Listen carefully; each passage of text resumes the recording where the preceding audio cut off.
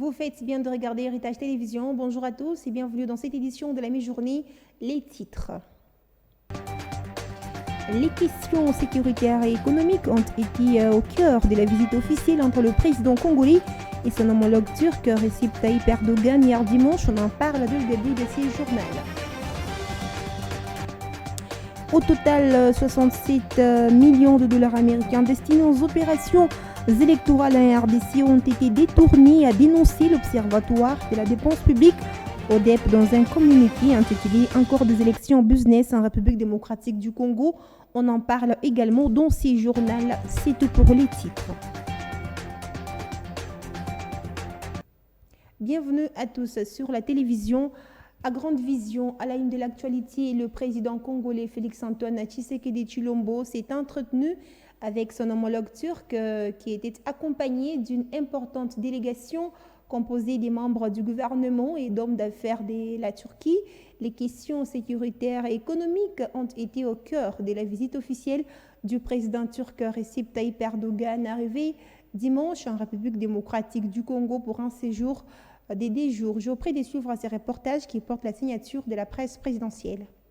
Entre Kinshasa et Ankara, c'est la vieille amitié qui reprend vie avec vigueur.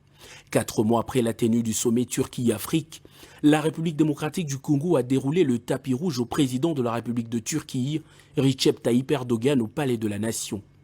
Au bout du tapis, c'est son homologue Félix-Antoine Tshisekedi Tshilombo qui le reçoit et le conduit devant les troupes pour les honneurs militaires. À l'occasion de votre visite officielle en République démocratique du Congo, je vous invite à passer les troupes en revue.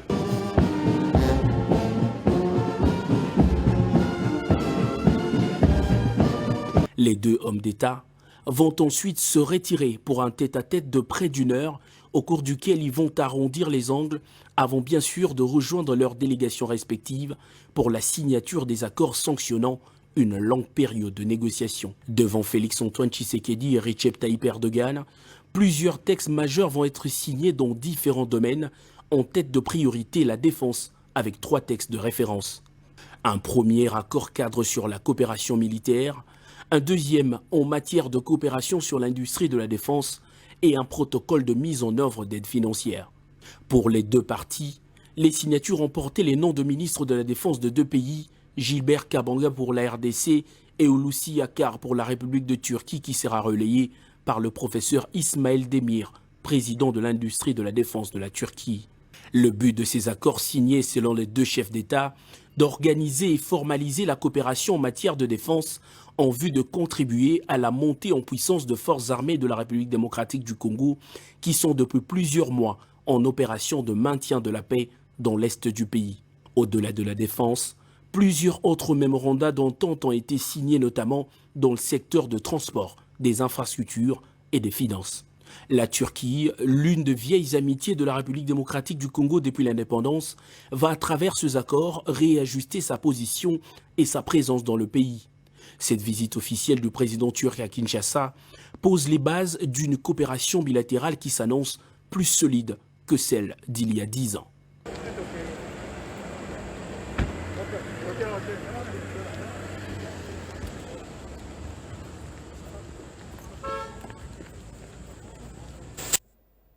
Ce journal se poursuit. Au total, 67 millions de dollars américains destinés aux opérations électorales en République démocratique du Congo ont été détournés, a dénoncé l'Observatoire de la dépense publique ODEP vendredi dernier dans un communiqué signé intitulé plutôt « Encore des élections business en République démocratique du Congo ». Cette déclaration de l'ODEP intervient après les propos du président de la CENI la semaine dernière, selon lesquels la CENI n'aurait rien reçu jusque-là en termes de fonds pour les opérations électorales. Ces propos ont été d'ailleurs contredits via les médias par le ministre de Finances qui a annoncé le 15 février dernier une mise à disposition de fonds à hauteur de 37 millions de dollars américains.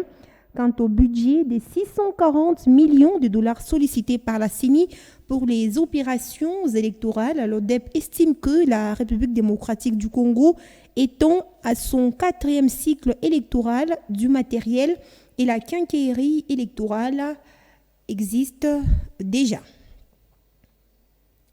Parlons à présent de l'actualité. Ici, dans la province du Haut-Katanga, le gouverneur Jacques Tiabula-Katoué a présidé le week-end dernier dans la salle de banquet du gouvernorat la réunion du Conseil provincial de sécurité. L'objectif était l'évaluation de la situation sécuritaire en province qui demeure calme, à part quelques cas d'incursion à domicile enregistrés dans certaines communes de la ville de Lubumbashi. Je vous prie de suivre à présent le compte rendu qui est lu par le ministre provincial de l'Intérieur, Jean Louboué Mwanza, dans ses propos recueillis par Esther Diour et Basile Bilali. Compte rendu de la réunion du Conseil provincial de sécurité de ce samedi 19 février 2022.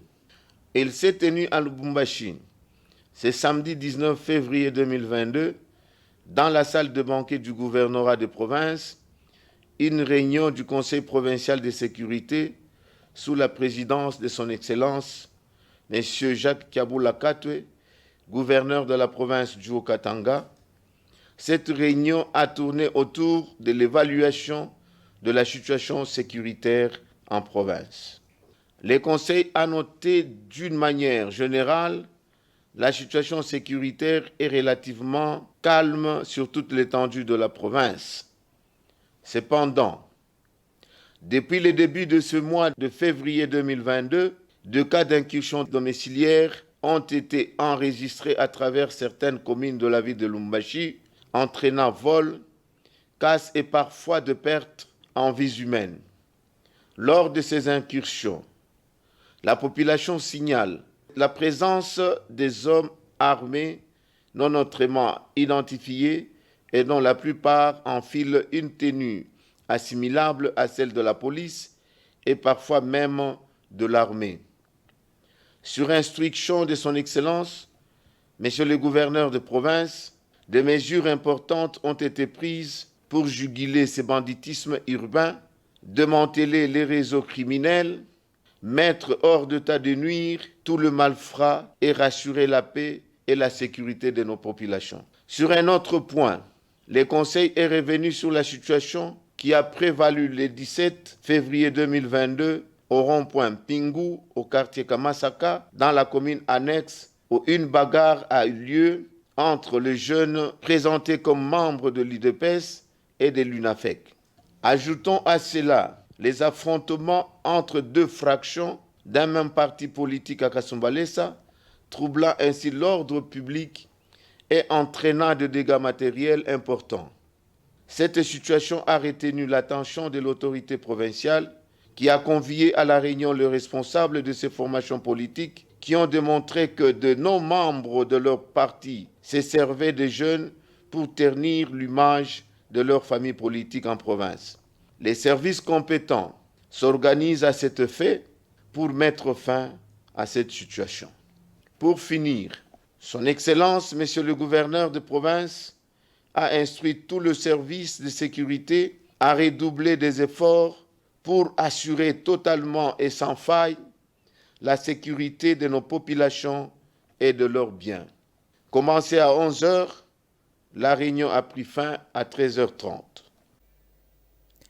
Dans l'est de la RDC, des affrontements entre FARDC et ADF ont été signalés dans le territoire de Béni les dimanches, d'après la nouvelle société civile congolaise du secteur Rwenzori qui livre l'information. Les militaires sont venus en intervention aux civils après passage des rebelles dans cette partie de la République démocratique du Congo. Cependant, des rebelles ont tué 2 personnes, toutes des femmes qui étaient en plein travaux champêtres. Les corps de victimes ont été levés du lieu du drame pour Bolongo et Zenga. Je vous prie de suivre Mouleki Moulala, qui est joint au téléphone par notre correspondant Roger Kakouliari. En fait, par rapport à ce que nous avons appris depuis hier vers 10h à Kinyambaore, il y a eu des affrontements entre les militaires FARDC et les rebelles ADF au niveau de Kinyambaore. Alors, ces ADF, dans leur mode opératoire, ils ont massacré des femmes, des mamans qui faisaient leurs travaux champêtres au niveau de Kinyambaore. Et une de ces femmes est de Boulongo et l'autre est de Nzenga. Voilà, on a ces corps aujourd'hui et les corps ont été levés hier du drame, c'est même dimanche. Ce sont les militaires que nous passons qui ont quand même limité les dégâts par rapport à ce que nous avons appris parce que à Kinyambaore, il y a la population. Si les FARDC n'avaient pas intervenu, peut-être on pouvait arriver à un bilan très lourd, mais nous craignons que d'autres personnes soient disparues par ces rebelles, mais on n'a pas encore les nouvelles sur les autres. Mais comme c'était avant midi, samedi, comme les gens font des travaux champêtres dans cette partie, nous craignons que les autres puissent être entre les mains de ces bandits. Mais jusqu'à présent, quand même, nous n'avons pas encore eu des alertes de la population par rapport à ça. Mais c'est ce que nous perdons, parce que c'est là où les gens ont des sacs à du listing de paye depuis le mois de juillet de l'année dernière. 144 agents du service des contrôles et de paye des enseignants, c'est comme en sigle de la province éducationnelle 2, basée à Kikwit, réclament leurs revendications. Guy Kitoko, de l'antenne du SECOP Kikwit 3, réclame qu'ils soient tous rétablis dans leurs droits par le gouvernement national. Le détail dans ces récits signé Boniface Monga. Selon Gingam de l'antenne de Secopo Quilo 3, il fait savoir que 144 agents ignorent les raisons de leur coupure d'affectation. Ils disent avoir été désactivés depuis juillet 2021 et ils n'ont pas été réactivés. À en croire, toute la ville de Quilo, personne n'est rentré dans ce droit jusqu'à présent. Il faut noter qu'il y a un temps où les enseignants touchaient leur salaire et avis des numéros matricules. Depuis un moment, personne ne touche rien pour des raisons qu'ils ignorent, a-t-il déclaré à la presse. Ainsi, il réclame qu'ils soient tous rétablis dans leurs droits, s'adresse au gouvernement national, au ministre de l'EPST, de Finances et des Budgets, ainsi qu'au directeur national et provincial du Socopo, leur réaffectation qu'ils soient reconduits dans leurs droits car ils sont des agents de l'État. Ces agents du service de contrôle et de paie des enseignants de la province de Bandundu rappellent le gouvernement a trouvé des solutions à ces problèmes qui, selon eux, n'a que trop duré. Et avant de refermer complètement cette édition de la mi-journée, direction dans la province du Kassai oriental, on parle la société. Aucune goutte d'eau n'est jaillie depuis 4 jours au robinet de la régie des eaux en Mbuji-Mayi. L'engagement pris par les responsables de la province de rétablir la desserte en eau et avant dimanche ne s'est pas réalisé. Conséquence, les habitants des Mbuji-Mayi ont passé un dimanche cauchemardesque. On fait le point avec notre correspondant sur place, Franck Mbambi. Suivez. Ils se sont réveillés trop tôt le matin de ce dimanche, pas pour aller à l'église, mais plutôt pour se mettre à la recherche de l'eau. Hommes, femmes, jeunes et enfants ont été aperçus à travers la ville, cherchant un point pour s'approvisionner en eau. Il y en a qui se dirigent vers les rivières qui environnent Mbuji-Mayi, d'autres préfèrent aller se ressourcer aux bornes fontaines. Je viens d'un Pokolo où j'ai acheté ce bassin d'eau. Je l'amène à Chikila pour le besoin de la maison. C'est très loin. Depuis 5 heures, je suis debout avec une quantité d'eau qui ne suffit même pas pour le besoin de la journée. Juste à quelques mètres de celle-ci, une autre dame avec un nourrisson dans ses bras renchérit.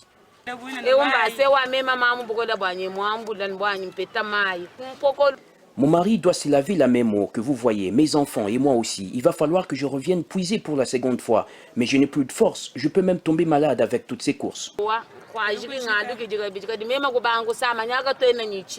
Pour une ville qui compte plus de 3 millions d'habitants, cette pénurie d'eau peut avoir plusieurs conséquences si l'on n'y prend pas garde, d'où cet appel au pouvoir public.